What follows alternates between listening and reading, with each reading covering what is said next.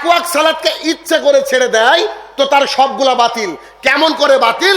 এই বাংলার জমিনে কালকে 98টা মসজিদে আরবিতে খুতবা হবে আর 95% লোক ঘুমাবে। আবার ওটা নিয়ে উঠে অজু করে উইদাউট অজুতে সালাত আদায় করবে, ঠিক না? এটা যে বর্তমান পরিস্থিতি। যে আল্লাহ সুবহানাহু ওয়া তাআলা আমাদেরকে কেন সৃষ্টি করেছেন বলেন? ইবাদত করার জন্য, পরীক্ষা করার জন্য। বাংলাদেশে একটা ছেলে যখন এসএসসি পরীক্ষা দেয় 3 ঘন্টা সময় পাওয়া যায়, ঠিক তো? 3 ঘন্টার মধ্যে বাচ্চাটা, ছেলেটা, মেয়েটা এরকম ভাবে কি যে আমি 1 ঘন্টা ঘুমিয়ে নিই পরীক্ষার হলে, পরের 1 ঘন্টা একটু আড্ডা মারবো আর লাস্টের 1 ঘন্টা লিখবো। এরকম ঘটনা পৃথিবীতে আছে? নাই। তো আল্লাহ সুবহানাহু ওয়া তাআলা আপনাকে যে সময়টা দিলেন 60, 70, 80, 90 আমাদেরকে দিলেন, এই টোটালটাই একটা পরীক্ষার হলের মধ্যে কাটানো সময়। তাহলে আমরা যদি এই সময়টুকু আল্লাহ সুবহানাহু ওয়া তাআলার রাস্তায় ব্যয় নাই করি, আল্লাহ সুবহানাহু ওয়া তাআলার সান্নিধ্য লাভ করার চেষ্টা না করি, তাহলে আমরা পরীক্ষায় সবাই ফেল করব। আর আমাদের ফেলের পরে যে রেজাল্ট আসবে ওই রেজাল্টটা দ্বিতীয়বার পরীক্ষা দেওয়ার আর কোনো সুযোগ নাই। আজকে কি বার? বৃহস্পতিবার। দেখে এখানে কতজন লোক আমার কথা বুঝতে পারে? একটু কথা বলি। আমি এভাবে যদি বলি, let's sit down here and talk the matter over big and Davy.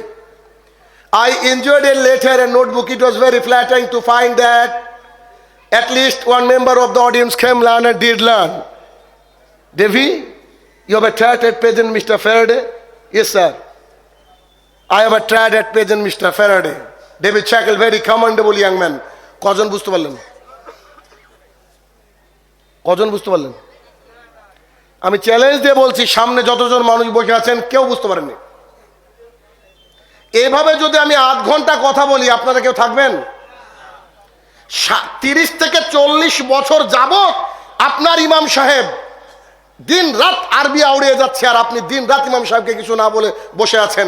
আপনার ইমাম সাহেব 30 বছর খুতবা দেওয়ার পরে একটা নামাজি বানাতে পারেনি। কারণ এই লোকগুলা গাজীপুরের, এই লোকগুলা টঙ্গীর, এই লোকগুলা ঢাকার, এদের সবারই মাতৃভাষা হচ্ছে বাংলা। এর সামনে আরবি আউড়িয়ে যাওয়া আর ছাগলের সামনে ইংরেজি হিন্দি গান করা সেম। এই জন্য তো আমাদের সমাজটা পরিবর্তন হয়নি। যেমন করে শাহিনুর রহমান শুরুতে ইংরেজি বলল, তার আগামাথা আপনি কিছু বুঝতে পারলেন না। আপনার ইমাম সাহেব যে কি বলে ও নিজেও বুঝে না, পাবলিকও বুঝতে পারে না। এটা হচ্ছে আমাদের বর্তমান প্রেক্ষাপট। এই বাংলার জমিনে কালকে 98টা মসজিদে আরবিতে খুতবা হবে আর 95% লোক ঘুমাবে। আবার ওটা নিয়ে উঠে অজু করে উইদাউট অজুতে সালাত আদায় করবে, ঠিক না? এটা হচ্ছে বর্তমান পরিস্থিতি। একটা মানুষকে যদি বলা হয় আপনার নাম কি, তো বলছে চণ্ডীদাস। আমি কি রামায়ণ মহাভারত পড়তে পারি? আমি কি বেদকে স্পর্শ করতে পারি? পড়তে পারি। তো বলছে জি না, তুমি পড়তে পারবা না। কেন?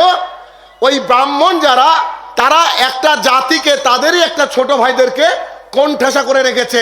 ওই রকম ব্রাহ্মণ্যবাদী কিছু আলেম এদেশের বুকে, যারা বাংলায় কোরআন পড়াকে, বাংলায় হাদিস পড়াকে অনেকটা নাজায়েজের মতো মনে করে, যার ফলস্বরূপ আপনার সামনে কি বলা হলো আর কি বোঝানো হলো আপনি যতক্ষণ না বুঝতে পারবেন অতক্ষণ যাবত আপনি কি করে জান্নাতকে বুঝবেন, কি করে জাহান্নামকে বুঝবেন, আর কি করে আপনি নেশাদার দ্রব্য বুঝবেন বলেন? এটা তো সম্ভব না। আগে আপনাকে বুঝতে হবে, ঠিক না? আমি এসে এমন একটা ভাষায় কথা বলা শুরু করলাম, এটা যদি আপনি না বুঝতে পারেন তাহলে 10 মিনিট, 15 মিনিট, আধ ঘন্টা, তারপরে যা চেহারা দেখার দেখে চলে যাবেন। এরকমই হচ্ছে আমাদের মসজিদে, আগামীকালকে হবে। তারপরেও আপনি প্রতিবাদ করবেন না, তারপরে আপনি নিজেকে বলবেন আমি পুরুষ। এটা হয় কি করে? এটা হয় কি করে? আপনি আল্লাহর রাস্তায় থাকবেন, আল্লাহ সুবহানাহু ওয়া তাআলা আপনাকে সাহায্য করবে, কনফার্ম। আল্লাহ সুবহানাহু ওয়া তাআলা কোরআনুল কারীমের মধ্যে বলছে, তুমি আমার রাস্তায় থাকো, আমি তোমাকে সাহায্য করব, আমি তোমাকে সাহায্য করব। আল্লাহ সুবহানাহু ওয়া তাআলা বলছেন।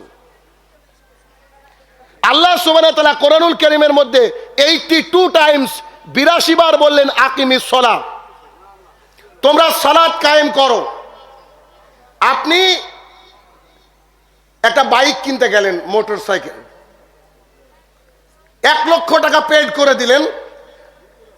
আপনাকে বাইকটা দিল, সব দিয়ে দিয়েছে বাইকের, শুধুমাত্র হ্যান্ডেলটাকে রেখে দিয়েছে। নিবেন? নিবেন না কেন? ওটা কি বাইক না? আপনার কাছে বাইক না কেন? উইদাউট হ্যান্ডেল এটা তো চালানো যায় না, আর এটাকে বাইকও বলা যায় না। আপনি হজ করতে গেলেন, 3,00,000 টাকা খরচ। হজ করতে গিয়ে ভাবলেন এত খাটনি কে করবে, একবার কাবার তোয়াফ করবো আর শেষে একটা কুরবানি দিয়ে দেবো, হজ হবে। কেন?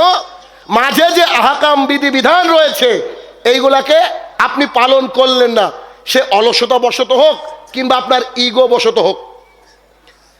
তাহলে আপনি সৌদি আরবে গেলেন, ভিসা পেলেন, 3,00,000 টাকা খরচ করলেন, কুরবানি দিলেন, তারপর আপনার হজ হলো না কেন? মাঝের কয়েকটা আহকামকে আপনি ছেড়ে দিয়েছেন। 1,00,000 টাকা দিলেন, বাইকের দাম 1,00,000 টাকা, কিন্তু দোকানদারের কাছ থেকে বাইক নিচ্ছে না কেন? আপনাকে হ্যান্ডেলটা দেয়নি, ঠিক না? তাহলে ওই লোকটা যে ফেরেশতার মতো ধবধবে সাদা পোশাক পরে শুধুমাত্র জুমার দিনে মসজিদে যায়, ও কি করে মুসলমান থাকতে পারে? কথা বুঝছেন না আমার? 5 ওয়াক্ত সালাত সমান সমান একদিনের একটা ফরজ। 5 ওয়াক্ত সালাত সমান সমান একদিনের একটা ফরজ। কেউ যদি 1 ওয়াক্ত সালাতকে ইচ্ছে করে ছেড়ে দেয় তো তার সবগুলা বাতিল। কেমন করে বাতিল? আপনাকে আপনার মাস্টার মশাই বললো, এই শোনো, 1 থেকে 10 পর্যন্ত লিখো। এবার আপনি লিখতে শুরু করেছেন, 1, 2, 4, 5, নিচে যত লিখবেন ভুল হবে কি হবে না? কেন? আপনি 3 ছেড়ে দিয়েছেন। আপনি 3 ছেড়ে দিয়েছেন। আপনি একবারে জোহর থেকে শুরু করলেন, খালি ফজর পড়েননি। You are not the Muslim at all. আপনি মুসলমান না। আপনার বাংলাদেশের আইডি কার্ডে, আপনার বাংলাদেশের পাসপোর্টে, আপনার সৌদি আরবের ভিসায় আপনার নাম আব্দুর রহমান আছে। আপনি মরার পরেও থাকবে, কিন্তু আল্লাহ সুবহানাহু ওয়া তাআলার লিস্টে আপনি মুসলমান নন। এর জন্য দায়ী কারা? আপনার শিক্ষক, আমার শিক্ষক। আমাদের সমাজের যা স্টিয়ারিং আমাদেরকে বোঝাতেই সক্ষম হয়নি যে 5 ওয়াক্ত সালাত আদায় না করলে আল্লাহর কাছে মুসলমান থাকা যায় না। শেখ হাসিনার কাছে থাকা যায়, খালেদা জিয়ার কাছে থাকা যায়, আরে ডক্টর মুরাদের কাছেও থাকা যায়, কিন্তু আল্লাহর কাছে মুসলমান থাকা যায় না। আল্লাহ রাসূল সাল্লাল্লাহু আলাইহি সাল্লাম বলছেন, মান তারাকা সালাতান মুতাম্মিদান ফাকাদ কাফারা। যে ব্যক্তি ইচ্ছে করে 1 ওয়াক্ত সালাত ছেড়ে দেয় ওই ব্যক্তি কাফের। আপনার ইমাম সাহেব যদি কলিজাটাকে শক্ত করে মিম্বারে দাঁড়িয়ে কথা বলতে পারতেন, জাতির সামনে একটা মানুষ এলাকায় বেনামাজি থাকতো না। এটা কোনো পীরের দরবার নয় যে ফু দিয়ে তাকে জান্নাত পাঠিয়ে দেওয়া যাবে। এটা কোনো পীরের দরবার নয় যে খালি আপনি পীরকে হাদিয়া দিলেন আর আপনাকে জান্নাতের সার্টিফিকেট দিয়ে দিলেন। আপনাকে সালাত আদায় করতে হবে, যে কোনো মূল্যে সালাত আদায় করতে হবে।